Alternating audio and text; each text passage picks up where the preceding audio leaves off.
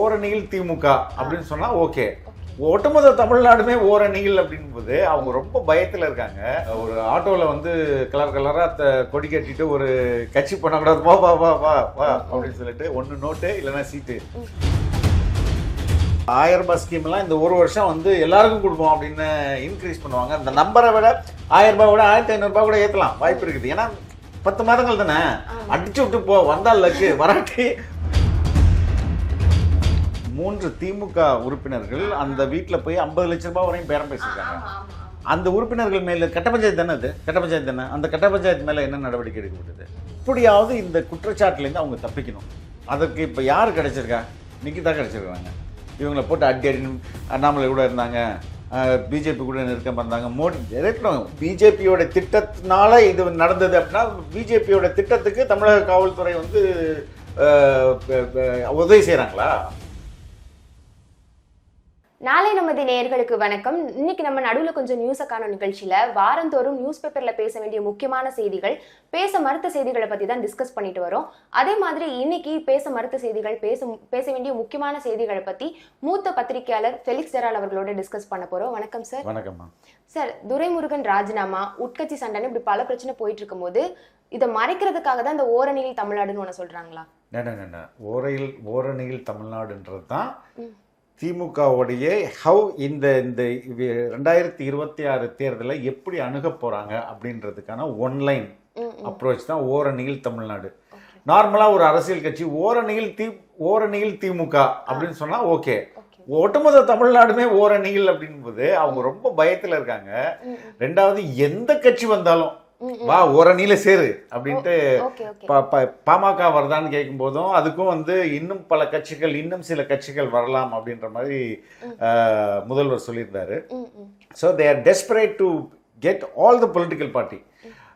ஒரு ஆட்டோவில் வந்து கலர் கலராக கொடி கட்டிட்டு ஒரு கட்சி பண்ணக்கூடாது, வா வா வா வா வா அப்படின்னு சொல்லிட்டு ஒன்று நோட்டு இல்லைன்னா சீட்டு அப்படின்ற மாதிரி. அதுதான் இதுக்கு நான் விளையாட்டாக சொன்னேன் அப்படின்னா அதுதான் ஸ்ட்ராட்டஜி. இங்கே வந்து இவங்க யாரை எதிர்த்து இங்கே அரசியல் பண்ணுறாங்கன்னா அதிமுகவை பற்றி பேசுறதில்ல, அதுக்கு அடுத்தது நாம் தமிழர் பற்றி பேசுறதில்ல, விஜய் பற்றி பேசுறதில்ல, எல்லாமே பிஜேபி.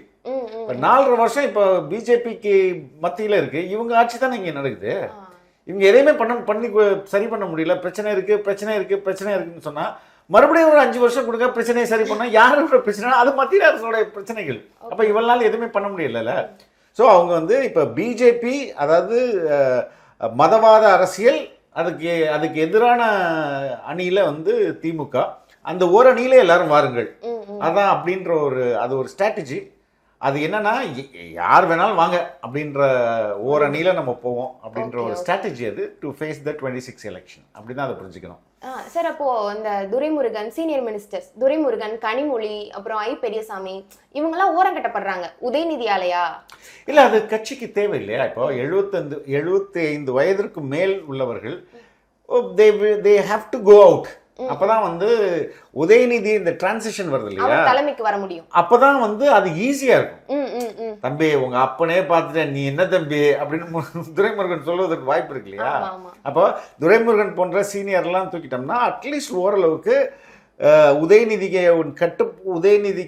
உதயநிதியால் எளிதாக கட்டுப்படுத்தக்கூடிய நபர்களை உள்ளெடுத்து வருவாங்க. ஸ்டாலினுமே சொல்லியிருந்தாங்க, சீனியர் மினிஸ்டர்ஸ் எல்லாம் இருந்தா இருங்க, இல்லனா ரெஸ்ட் எடுங்க அப்படின்னு உதயநிதிக்கு சப்போர்ட் பண்ற விதமா சொல்லியிருந்தாங்க. இல்ல, அது வந்து திமுக கட்சியா வந்து அடுத்த நிலைமைக்கு எடுத்துட்டு போகணும்னா இது அவங்களுக்கு எசென்ஷியல். இல்லைன்னா எப்படி நீங்க வந்து துரைமுருகனை பொறுத்தவரையும் ஸ்டாலினையே ஸ்கூல் பாயில இருந்து பார்த்துருப்பாரு. இப்போ உதயநிதி எப்ப பார்த்துருப்பாரு? சரிங்களா? ஸோ அந்த டைம்ல அப்படி இருக்கும்போது அது வந்து அந்த ஈக்குவேஷன் செட் ஆகாதுல்ல. இவர் வருவார் அசம்பிளிக்கு, அசம்பிளியில் அவர் எழுந்திரிச்சு நீங்கள் மட்டும் இப்படி உட்காந்துருப்பாரு துரைமுருகன். ஸோ அவரோட நேச்சர் அது. நாட் ஒன்லி துரைமுருகன், எல்லா இது மாதிரி சீனியர் மோஸ்ட் பீப்புளை அகற்றினா மட்டும்தான் அது வந்து உதயநிதி ஸ்டாலினுக்கு எளிதாக அந்த கட்சியை நடத்திட்டு போக முடியும். அதுதான் அதுக்கு பின்னாடி இருக்கிற ஐடியா. Okay sir. சார், இப்போ பிடிஆர்னு ஒரு மினிஸ்டர் இருந்தாரு, இப்போ அவர் ஆளையே காணுமே. அவர் அந்த அளவுக்கு இவங்க ஆக்கிட்டாங்கம்மா. ஏன்னா அவர் வந்து இந்த குடும்பத்தை பற்றிய மாபெரும் உண்மையை ஒன்று சொல்லிட்டார்ல, 30,000 கூட எக்ஸ்ட்ரானுங்கடா அப்படின்ட்டு. அதனாலேயே வந்து அவர் வந்து ரொம்ப அவரை வந்து அவருடைய துறையிலேருந்து மாற்றி ஒரு துறையை கொடுத்து அடுத்த முறை அவருக்கு சீட்டு கொடுப்பாங்களான்றதே சந்தேகமா doubt இருக்கு. He is also not want to ஒரு மாதிரி போய் டர்ட்டியாக பாலிடிக்ஸ் பண்ணிட்டு உட்கார்றது அது விரும்பல. So that's the reason. Okay sir. இந்த செல்வ பெருந்தகைக்கு வந்து டிஆர் பாலு வந்து ஸ்ரீபெரும்புதூர் தொகுதி கொடுக்காதீங்க அப்படின்னு சொல்லியிருக்காங்க சார். அது எதுக்காக இருக்கும்? செல்வ பெருந்தகைக்கும் காங்கிரஸ் டிஆர் பாலும் அங்கே அவருடைய தொகுதியாகவும் அது இருக்கும். டிஆர் பாலும் அந்த தொகுதியை வந்து கண்ட்ரோல் பண்ணிக்கணும்னு நினைப்பாரு. மேபி எந்த அளவுக்கு இது உண்மைன்றது தெரியல. மேபி ஏன்னா அவர் செல்வ பிறந்தகை அதெல்லாம் இவ்வளோ திமுகவோட விசுவாசமா இருக்கிறாருல, அதனால அடம் பிடிச்சி வாங்கிடுவாரு அவரு. சார் இப்போ வைகோ வந்து ஸ்டாலினை சந்திச்சு சாரி கேட்டிருக்காரு அப்படின்ற மாதிரி நியூஸ் எல்லாம் போயிட்டு இருக்கு. எதுக்கு சாரி கேட்டாரு? அதாவது துரை வைகோ அந்த விஷயத்துல வந்து ஸ்டாலினை சந்திச்சு சாரி கேட்டிருக்காரு. அவர் வந்து ஒரு சீனியர் இவரு, ஆனாலும் அவர் வந்து பார்லிமெண்ட் டைகர் அப்படிலாம் சொல்றாங்க. அந்த புலி இப்ப பதுங்குது சில ஏஜ் ஆயிடுச்சுலம்மா அவர் பார்லிமெண்ட்ல அவருடைய கடந்த ஸ்பீச்சஸ் எல்லாம் பாத்தீங்கன்னா he was not able to deliver and he is getting old. அதே தான் இப்போ சீனியர் லீடர்ஸ் எல்லாம் இப்போ வைகோ தன்னுடைய பையனுக்கு வழிவிட்டு அவர் ஒதுங்கிறார் இல்லையா. ஸோ அந்த அடிப்படையில் தான் he is getting old. அதனால அதை பெருசா நம்ம கிரிட்டிசைஸ் பண்ணணும்னு அவசியம் கிடையாது. சார் இப்போ ஹாட் டாபிக்கா போயிட்டு இருக்குதுன்னா அந்த திருப்புவனம் அஜித்குமார் கேஸ். அதுல வந்து என்னன்னா அஜித்குமார் அடிச்ச அந்த 5 போலீஸ், அதுக்கப்புறம் நிக்கிதா அவங்கள பத்தி மட்டும்தான் பேசுறாங்க. அதுக்கு மேலிடத்துல இருந்து யார் தொடர்பு இருக்கு அப்படின்ற மாதிரி நியூஸ் போயிட்டு இருக்கு. அந்த டிஎஸ்பிக்கு கால் பண்ணது யாரு அப்படின்றத பத்தி எந்த மீடியாவுமே பேசல. அது மட்டும் இல்லாம அந்த ஒரு டிஎஸ்பியோட சேர்ந்து 3 திமுக உறுப்பினர்கள் அந்த வீட்டுல போய் 50 லட்சம் ரூபாய் வரையும் பேரம் பேசுறாங்க. அந்த உறுப்பினர்கள் மேல கட்ட பஞ்சாயத்து தானே அது? கட்ட பஞ்சாயத்து தானே. அந்த கட்ட பஞ்சாயத்து மேல என்ன நடவடிக்கை எடுக்கப்பட்டது? சோ அதுக்கான நிக்கிதாவை இப்ப எதுக்கு பேசுறாங்க அப்படின்னா, நிக்கிதா வந்து ஒரு பிஜேபி, அவங்க வந்து அண்ணாமலை கூட இருந்தாங்க, இவங்க பொய் புகார் கொடுத்துட்டாங்க, இவங்க வந்து காவல்துறை எல்லாமே இப்ப காவல்துறை அவங்க தவறு செய்யல, தவறு செஞ்சதெல்லாம் நிக்கிதா தான். இப்ப இவங்க மேல எப்படியாவது இந்த குற்றச்சாட்டுல இருந்து அவங்க தப்பிக்கணும். அதற்கு இப்ப யாரு கிடைச்சிருக்கா? நிக்கிதா கிடைச்சிருக்காங்க. இவங்களை போட்டு அடி அண்ணாமலை கூட இருந்தாங்க, பிஜேபி கூட நெருக்கமா இருந்தாங்க, மோடி கம்ப்ளைண்ட் கொடுத்த ஆள் அவங்களுக்கு அவங்க வந்து ஹேபிச்சுவல் அஃபெண்டர், அவங்க மேல பல குற்றச்சாட்டுகள் இருக்கு. அப்ப இந்த கம்ப்ளைண்ட் இந்த அம்மா கொடுத்தது சரியா இல்லைன்னு முதல்ல போலீஸ் விசாரிச்சிருக்கீங்களா?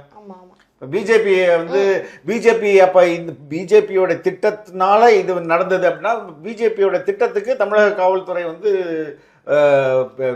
உதவி செய்யறாங்களா? அவங்களுக்கு அது கூட தெரியலையா? கேள்வி வருதுல்ல. அது முழுக்க இவங்க மேல உள்ள தவறை, இவங்க மேல உள்ள அவப்பறை எப்படியாவது டைவர்ட் பண்ணணும் அப்படின்றதுக்காக பெரிய லெவல்ல ஒர்க் பண்ணிட்டு இருக்காங்க.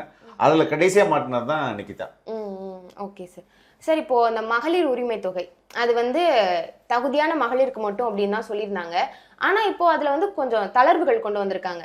இது வந்து பாத்தீங்கன்னா திமுக வந்து தேர்தல் பயத்துல வந்து இந்த ஓரணியில் தமிழ்நாடு இருக்குல்ல, அதுவே வந்து மிகப்பெரிய பயத்தோடைய வெளிப்பாடு தான். புரியுதா?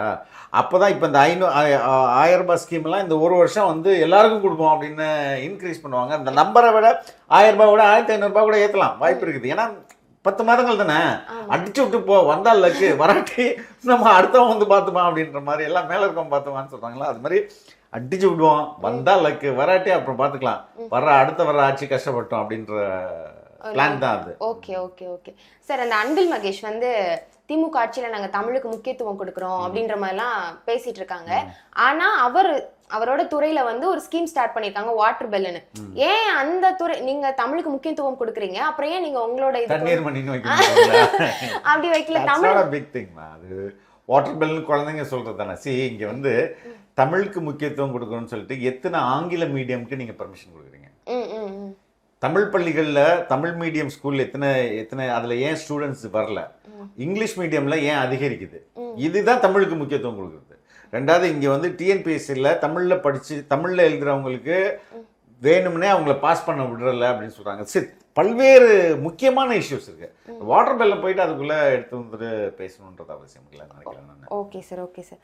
இப்போ வந்து சார் விஜய் வந்து திமுக பிஜேபி கூட கூட்டணி இல்ல அப்படி சொல்லிட்டாங்க. ஸோ அதனால வந்து விசிகா திருமாவளவன், சிபிஎம் சண்முகம்லாம் விஜய் கட்சிக்கு போகிறதுக்கு எதுவும் வாய்ப்பு இருக்கா? வாய்ப்புகள் இப்போதைக்கு இல்லைன்னு நினைக்கிறேன். எப்படி? ஏன்னா திமுக மறுபடியும் சொல்றேன், ஓரணியில் தமிழ்நாடுன்னு ஒரு முழக்கத்தை வச்சுட்டாங்க, எல்லாரையும் ஒன்றிணைப்பாங்க. அது வந்து சிபிஎம்மா இருக்கட்டும், விசிகேயா இருக்கட்டும், அவங்கள வந்து எப்படி திருப்திப்படுத்தணும்னு திமுகவுக்கு நல்லா தெரியும். Either by sheets or by notes. Okay, either note இல்லைன்னா சீட்டு, ஏதாவது ஒன்று கொடுத்து சரி பண்ணுவாங்க. அதனால சிபிஎம்லாம் இப்போதைக்கு வெளியில போகிறதுக்கு வாய்ப்பு இல்லை. திடீர்னு ஏதாவது மாற்றங்கள் வந்து நான் போங்கடா நான் அங்கே போறேன்னு கிளம்பி போனாங்கன்னா விஜயோட போய் சேர்ந்தா அது விஜயோடைய கட்சிக்கு வலு சேர்க்கும் தான் நினைக்கிறேன். பட் அதற்கான சாத்தியக்கூறுகள் இப்போதைக்கு நம்ம கண்ணுக்கு தெரியல. Okay sir. சரி, இப்போ வந்து ஜூலை 7ல இருந்து வந்து எடப்பாடி பழனிசாமி அவங்க வந்து மக்களை காப்போம் தமிழகத்தை மீட்போம் அப்படின்னு சுற்றுப்பயணம் மேற்கொள்றாங்க. இதுக்கு வந்து இந்த சுற்றுப்பயணத்துக்கு வந்து மக்கள்கிட்ட எந்த மாதிரி வரவேற்பு இருக்கும்? ரொம்ப லேட்டுன்னு நினைக்கிறேன். ஏடிஎம்கே பொறுத்தவரையும் இவங்க வந்து கேம்பெயினை வந்து டிஎம்கே ஸ்டார்ட் பண்ணி இவங்களுக்கு நிறைய நேரம் இருந்தது. முன்னாடியே ஸ்டார்ட் பண்ணியிருந்திருக்கோம். என்ன இங்கே வந்து பிஜேபி ஒரு அண்ணாமலை டென்யூர்ல பிஜேபி ஒரு எதிர்கட்சி மாதிரி செயல்பட்டதுக்கு இவங்களோட ஆப்சன்ஸ் தானே காரணம்.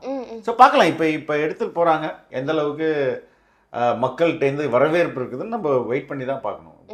எப்படி ரெஸ்பாண்ட் இருக்கு, இவங்க ரெஸ்பான்ஸ் இருக்கு, இது எப்படி இவர் வந்து என்னென்ன மாதிரியான இஷ்யூவை வந்து மக்கள் முன்னாடி வைக்கிறாரு, இதெல்லாம் பார்த்து தான் we have to judge. Okay sir, thank you so much sir. ரொம்ப நன்றிமா. தேங்க்யூ. அரசியல்ல உண்மையா என்னதான் நடக்குது தெரிஞ்சுக்க நாளை நமதே சேனலை சப்ஸ்கிரைப் பண்ணுங்க.